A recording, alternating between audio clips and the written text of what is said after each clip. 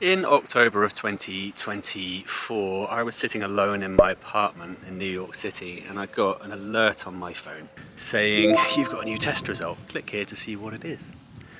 So I clicked here to see what it was and it said, "You have Hodgkin lymphoma."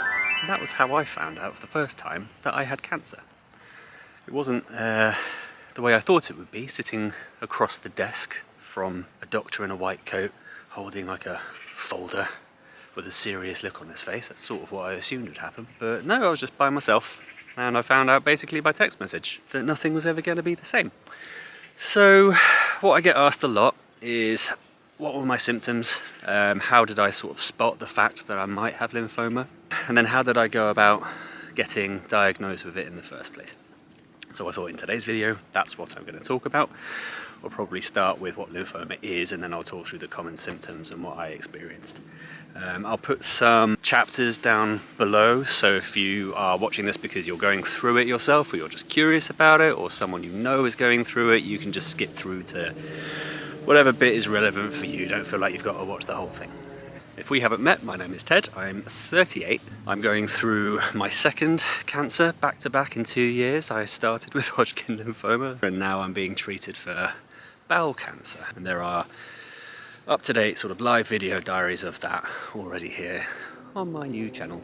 Obviously, I'm not a doctor, I'm just a bloke who's been through quite a lot of cancer treatment, therapy, diagnosis, all that kind of stuff, so I just thought I'd share my experience in the hope that, I don't know, it's interesting to you, or maybe even comforting, I don't know. Depends what you've got going on. If you've watched my other videos, you'll notice that this is not the little London flat that I share with my wife Claire. We are actually dog sitting this weekend in the countryside. So you'll probably just find me pacing around outside quite a lot while I still can. Right, let's crack on.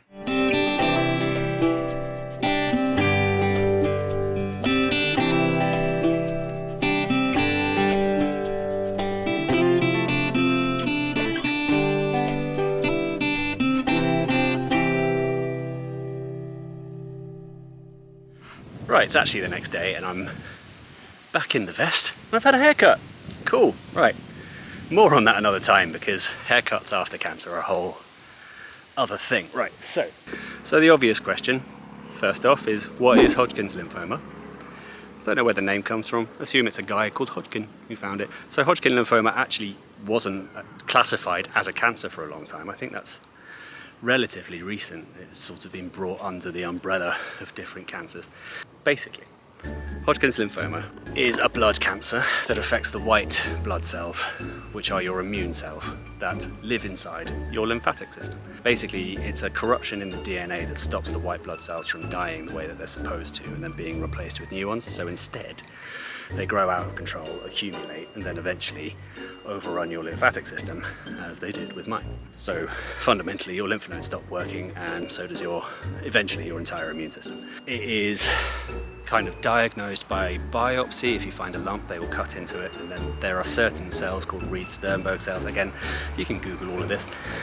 They look a little bit like owls, like big eye kind of owls. So it is very, very clear to doctors once they've diagnosed you. They know exactly what they're looking for and when they find it.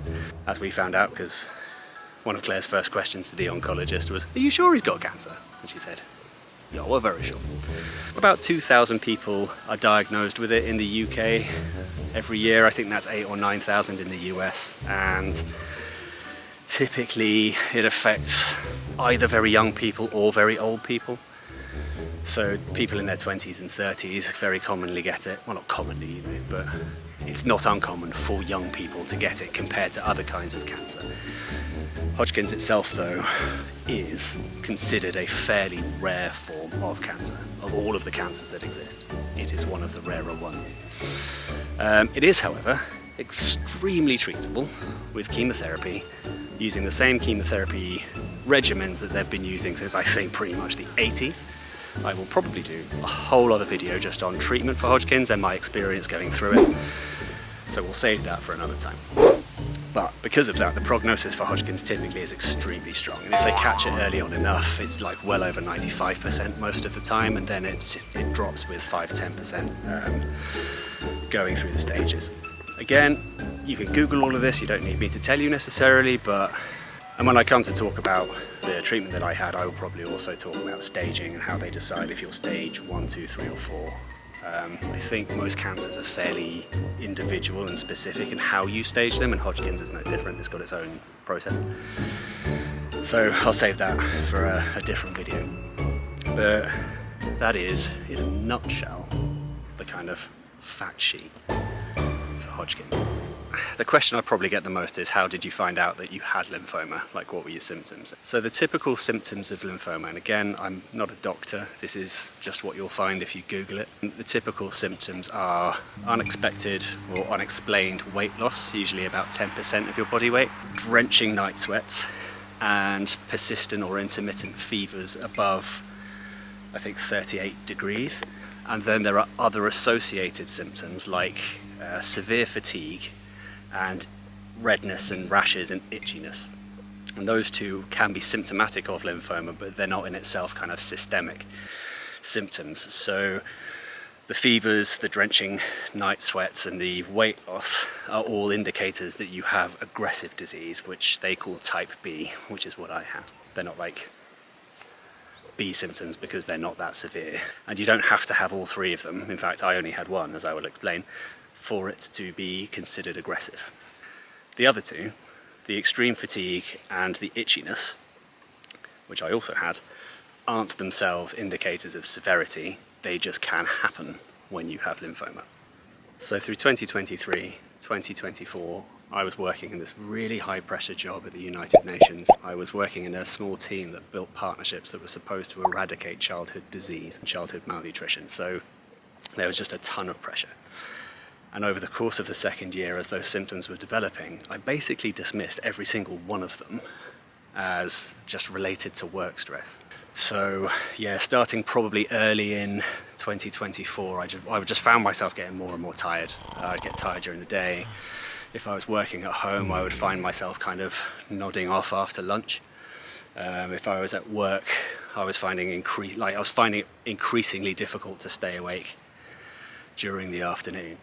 And then just physically, like, it's not just you're sleepy, like physically I was fatigued. It was like there's no energy in your body. And actually, you know, looking back on it, I think my oncologist would say that's because that your body's diverting all of that energy to generating cancer. So it does make sense. But at the time, again, I convinced myself I was just really stressed about work because of all this pressure that I was under. And then, I mean, that probably did play a role as well. I think the two kind of probably went hand in hand, but it was definitely a symptom of the lymphoma. So I tried to solve it by drinking less, trying to lose a bit of weight. I started going to the gym. I found that I could go to the gym. I could lift weights for like 45 minutes to an hour as long as I sat down in between and like rested a lot. But then I would be wiped out afterwards, like exhausted afterwards. And it just got more and more and more difficult. And I kept it up for a really long time. But instead of kind of getting used to the exercises, I was just finding them increasingly difficult as I got more and more sick. I just didn't know that I was. I just thought I wasn't very good at it, really. The next associated symptom, and the only real one of the B symptoms that I experienced, was the drenching night sweats. So because I was exhausted all the time, when I then started waking up in the middle of the night, covered in sweat, I kind of thought those things were going hand in hand. I thought I'm tired because I'm not sleeping properly, and I'm not sleeping properly because my sleep pattern's all out and I'm knackered during the day, and like if I'm at home I'm sleeping on the couch, you know, in the afternoon. So I just thought they were one and the same thing, and that the night sweats were, I don't know, actually I don't really know how I accounted for that. Like I was just a bit poorly, I was getting infections, I was again just uber stressed. When I say drenching night sweats, I don't mean waking up quite clammy, as if it's like summertime and it's quite humid. What I mean is having to buy new pillows and getting used to sleeping on a bath towel, and occasionally just getting out of bed and sleeping on the sofa because I'm worried that it's going to disturb Claire. That kind of drenching night sweat. And again, I just put it down to stress. Looking back on it, obviously, hindsight's 20/20, but that's what I thought it all was. And I mean, I don't know if I ever got the fevers that they describe. So I'm not going to claim that I did. I know that I got sick a lot, and I know that my body temperature was all over the place a lot of the time. I don't know if that was ever fever related. It's possible, but it's just speculative at this point. I don't know. The last symptom that I got, that again isn't one of the B symptoms, but it is a classic one, just like fatigue, is itching. So from my ankles to my knees in particular were on fire for like months. I got rashes up my arms and across my chest as well. I think they weren't quite as itchy. Well, actually no, up my arms they kind of were.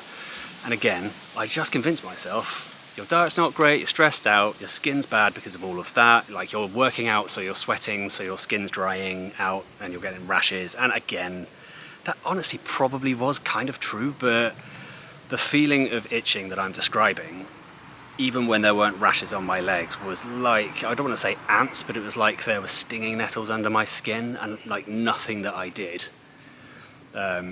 would make them calm down. And I would lie in bed before I fell asleep and just go ham on them again.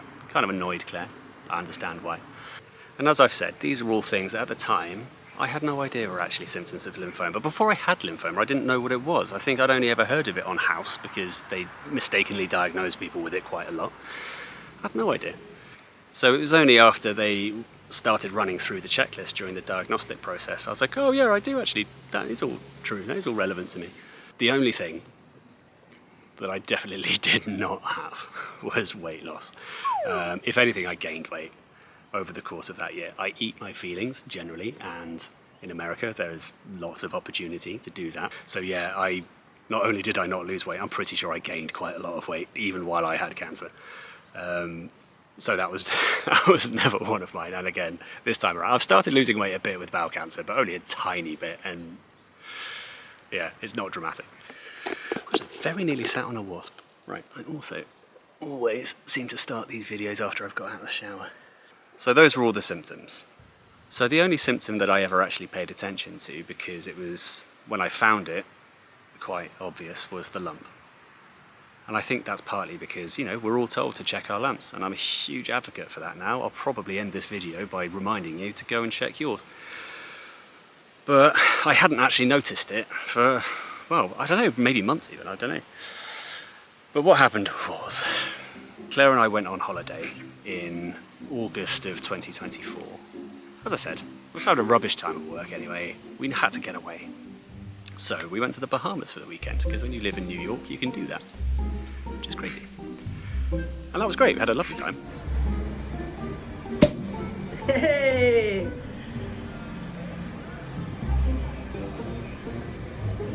On the second night, I was brushing my teeth, and we had one of those hotel mirrors that's incredibly strongly lit. And it just sort of, I guess it lit me differently to how I was used to seeing myself, and I saw this lump sticking out of my neck. I say neck, sort of clavicle area. I'll put a picture up so you can see it, and you'll kind of get the sense for why, once you can see it, it's obvious, but I hadn't noticed it, nor had Claire, like up until that point. So I saw it poking out while I was brushing my teeth. My honest reaction, and I'm not proud of this, was I thought it was a muscle in my neck. And I thought, oh, well done me. I'm not conscious of having done any neck exercises, but great, nice to have a strong neck. Anyway, then I noticed I didn't have one on the other side, and I thought, that's suspicious. So I poked it, gave it a squish, and I was like, it shouldn't be moving around if it's a muscle, okay, that's a lump. But I did figure, like I knew I had lymph nodes there. I thought, well, I've had all these infections and all these colds, and I've been really run down lately. It's probably just a raised lymph node because I've had like a sinus infection or whatever, it'll go away. So I completely ignored it. I didn't tell Claire, I thought no point freaking her out. So I ignored it, and I forgot about it. Then like a month later, we were talking about our health insurance, because that's just a thing you do when you're English and you live in America and you have to, you know, get used to having health insurance. And I was talking about signing up for a GP for something else, I think probably another sinus problem. And I said, actually, you know what, while I'm at the GP, I should ask them about this thing sticking out of my neck. And Claire said, what? So I showed it to her, she gave it a squish, and she said, yeah, that's really alarming, like you have to go to a doctor on Monday, and if you don't, I'm gonna call your mum. So I said, all right. And I called the doctor, and I went. Whole other story about how that works in America, by the way. If you're not American, if you're British, you will be used to our system in America. You go online, basically, you look on Yelp, you find someone who's got decent enough reviews, who is located conveniently, and if they are available, they'll see you. So I went along to this GP, and he just went, oh, I don't know, I don't do lumps. He said, let's get you an ultrasound. They will decide whether this is worth investigating.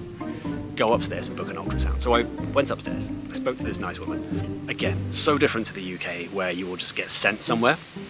In America, they give you, or at least in this case, they gave me a list of places in the Mount Sinai network, the hospital network in New York, one of them. And she said, right, just call all of these places and just see who's got a space, who can give you an ultrasound. She said, fair warning, like, we don't have one for the next 2 months, and odds are, like, no one else in the area will, because they'll be busy. She said, is it urgent? And I said, well, I've no idea. I said, I've got a lump sticking out of my neck. Like, that feels urgent, but I'm not really the expert here, that's why I've come in. And she seemed to take pity on me a little bit, maybe because I was freaking out, and I don't know, I was young to have a lump sticking out of my neck, and I kind of said, I have no idea what I'm doing with the American health system, can you help me? So anyway, she wrote down on a post-it note, said, look, my sister had a lump. She couldn't get in anywhere on Mount Sinai. So try this place, it's called Lenox Hill, it's on the Upper East Side of Manhattan. Give them a call if you can't get anywhere with us. So we called around Mount Sinai, sure enough, no one had anything in the next 2 months. So I called this Lenox Hill place and they literally saw me the next morning. They gave me an ultrasound. The ultrasound tech said what they all said at the time, which was, have you had a cold recently? It's probably a lymph node. I said, yeah, that's what I thought. I got the ultrasound scan results back, and it said, you know, there's this mass, this is how big it is suspicious, and essentially, I can't remember the exact words, but it said we can't basically rule out the possibility of cancer. It said it's definitely not cancer.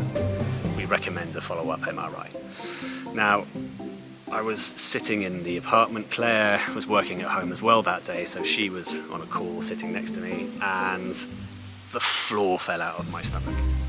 Genuinely, this whole time, although we had been discussing, like, what will we do if this turns out to be nasty, not a single part of me believed that was actually going to happen.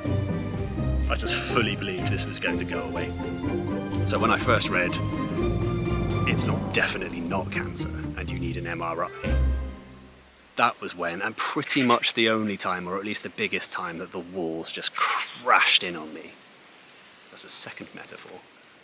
The floor fell out and the walls crashed in. God, what a day.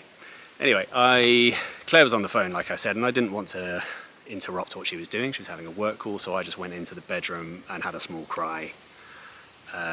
Just thinking, like, God, what if I die? What if I leave Claire behind? This is awful. And then when she was off the phone, I went through and we talked it all through. And again, we had no idea. It could have been anything. And we covered off all the possibilities then. So I went back to the GP. Again, the American system is different to ours. Lenox Hill Hospital didn't talk to the Mount Sinai network, so he couldn't see the test results that I had. I had to show him on my phone.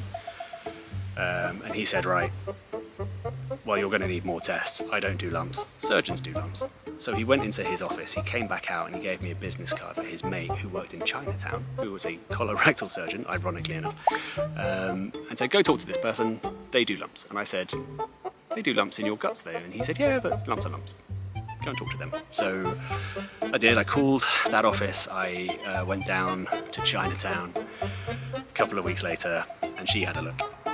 Now I was waiting on the examination table for her to arrive, and I heard her walk down the hall, stop outside my room with one of the nurses, and I heard her read my file and say, oh, I don't like the sound of that, and then close it, and then walk in and say, hey, Mr. King, so you've got a lump, let's have a look at that. And she gave it a squish, and she said, that's probably just a raised lymph node, and I think what's happened here is you've probably got a raised lymph node next to a lipoma, which is like a harmless, benign, fatty cyst. She said, I'm not going to bother giving you an MRI, I'm just going to cut that straight out of you, and we will send you the tests. So another few weeks later, I went, had that done. I was sedated, it was all fine, like it wasn't particularly complex. I woke up at one point halfway through because the cannula came out of my hand and the drugs wore off, and I was having a dream that I was one of the Avengers and I was fighting aliens. So when I woke up and they were all standing over me, I woke up swinging and they had to try and pin me down, but I was still groggy. So anyway, that was entertaining, and as a result I've got quite a wiggly scar. But otherwise it went fine. They removed the node, they sent it off. I heard back from the surgeon like a week later. I called her and she said, yeah, no, it's fine. She said, I'm like 99% sure that was just a harmless granuloma. I'd never heard of that word before. So I was relieved, and I texted my whole family, because obviously I put the shits up them saying I've got this lump and it needs to come out. And we all sort of took a beat and a breath and relaxed. And then a week later, as I said, I was sitting alone in my apartment and my phone just bibbed. And I clicked the thing and I got that diagnosis, and it said you have Hodgkin lymphoma.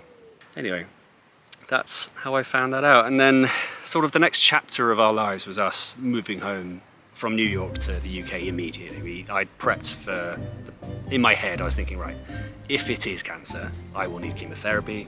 If I need chemotherapy, I'm going home. I'm not staying in America for that. I need to be near my family.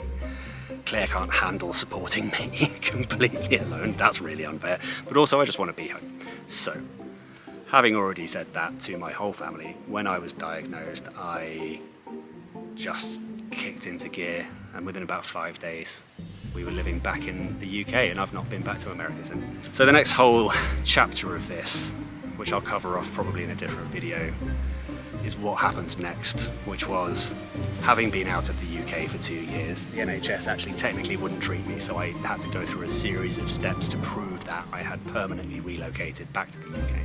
Well, so that's basically it. I mean, the lump was the only thing I actually took seriously. And then looking back on it, all the other symptoms kind of made sense from that point. Take away from this video though, right? It is absolutely not my intention to scare anybody, and having any one of these things, being extremely tired, waking up with night sweats, no one of these things necessarily means that you've got cancer. And I don't want anyone watching this and panicking about that. I think if there's any kind of takeaway from this, it's that, you know, any of these symptoms can be explained by anything. Like even now, I don't know for sure that most of the symptoms I had were actually caused by the cancer. They could easily have been caused by the stress I was going through at the time, or any number of other environmental factors. So I don't want you watching this going away thinking, oh God, I've been waking up at night, I must have cancer, because that is simply not how any of this works. But what I will say is, if you do have a few of these things, and also you have an innate sense that something is wrong, and particularly if you do find a lump. If you find a lump anyway, you should just always go and get it checked out. You don't need me to tell you that. If you're watching a YouTube video about cancer, you already know that you should get your lumps checked out. Don't freak out with this stuff, but do get a professional to check it out. Like, worst case, you're going to waste an afternoon talking to someone and going through some tests. Best case, they're going to just say, oh yeah, that's nothing, you've got eczema, or, you know, maybe you've got some anxiety and that needs to be dealt with. Worst case, obviously, they tell you you've got cancer, but if you do have cancer, you have to know that you've got cancer. So, yeah, I don't know. I don't want to freak anyone out. If you have any questions, obviously, please ask. I'm absolutely here to chat. That's why I decided to do all of this. Smash cut to Tuesday. I was editing these last night and realised that I forgot to finish them properly, so I'm just going to tie it off quickly here. But yeah, please feel free to leave comments. In particular, if you went through Hodgkin's yourself, and if you had different symptoms to mine and you want to share those, anything that other people might find useful, then please go ahead and do that. We all have different experiences, and I've heard of some quite interesting and out there symptoms that people have had. So yeah, feel free to share yours. And also, you know, if you've been through a different cancer, go ahead, share that too. Just make it clear that it's not lymphoma, so people don't get confused about it. I am, as of now, still in remission, and I have been, well, at least from lymphoma, and I have been for a year. So don't feel you have to leave comments wishing me well. I appreciate all of them, but don't feel you have to. Just maybe look after each other in the comments. That would be absolutely lovely. And obviously, if you use it as a soapbox to try and convert people to your flavour of religion, or to dissuade people from seeking medical help, I will probably delete them. Don't take that personally. just prepare yourself for that. The only other thing that I didn't have time to get to in this, but I would love to at some point, is Claire's perspective as my wife and the person who lives with me going through all of this. She picks up on changes in my patterns of behaviour and my temperament way earlier than I do, and she certainly has her own sort of thoughts, feelings, opinions about how all of these symptoms presented themselves at the time. I would love to get her take on that, but also more broadly, just her perspective on what it's like being a partner to someone who is going through it. As I'm sure you'll know, if you are currently supporting somebody through cancer that you live with, it's very much a team sport. It's not just the big things like the tests and the scans that you go through together, it's every single symptom. You live every minute of the entire experience together. Every facial expression gets read into. So the cancer was in my body, but it's something that we experienced together in absolute lockstep. So I would love for Claire to be able to do a video at some point to share her experience. Lastly, I'm probably going to do a few of these. Like I said, it's kind of a therapy project for me. So the next one will probably be about treatment. If you have any specific requests, I guess, if there's anything that you think you'd find interesting that you'd like me to talk about, go ahead. I've got some followers now, so I am reading every single comment. Please make suggestions. I could use some inspiration. Otherwise, I will just use my own initiative. That doesn't always go great. Thank you very much for watching. If you feel like this was informative and is worth sharing, then please go ahead and share it. Please feel free to give me a thumbs up. Feel free to follow. I'm not intending to make any money out of this, and I'm quite far away from being able to do that even if I wanted to, so this is literally just about platforming information for people. I will drop some links in the description below for some cancer charities that I found particularly helpful. You have likely heard of them, but just in case you haven't, or if you just want to go straight into something else for more information, I'll just pop them down there. That, I think, is it. If I think of anything else between here and home, I will hop back on and do another one, but hopefully not. Hopefully that's it. Hope to see you all again very soon. Much love to all of you. Thank you for watching. And that's it. Okay, I've got to go eat my sandwich and get back to work. Bye.